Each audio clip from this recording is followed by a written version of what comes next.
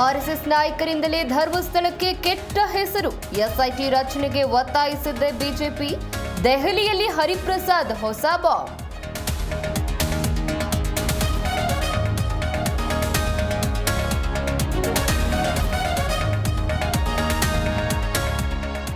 ಹಿಂದೂ ಕ್ಷೇತ್ರಗಳೇ ಸರ್ಕಾರದ ಟಾರ್ಗೆಟ್.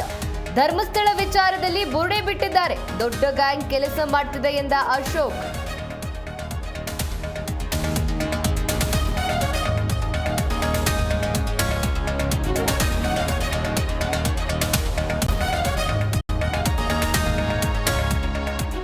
ಬಾನು ಮುಸ್ತಾಕ್ ದಸರಾ ಉದ್ಘಾಟನೆಗೆ ಬಿಜೆಪಿ ವಿರೋಧ.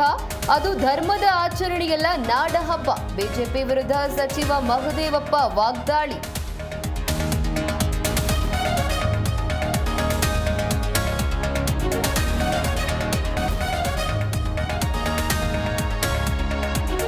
ಹಲಸೂರು ಕೆರೆ ಕಲ್ಯಾಣಿಯ ಅವ್ಯವಸ್ಥೆಗೆ ಸ್ಥಳೀಯರು ಗರಂ. ಸ್ಥಳೀಯರ ಮನವಿಗೆ ಸ್ಪಂದಿಸಿದ ಬಿಬಿಎಂಪಿ ಅಧಿಕಾರಿಗಳು. ಬೆಂಗಳೂರು ಗಣೇಶ ಉತ್ಸವ ಸಮಿತಿಯಿಂದ ಆಕ್ರೋಶ.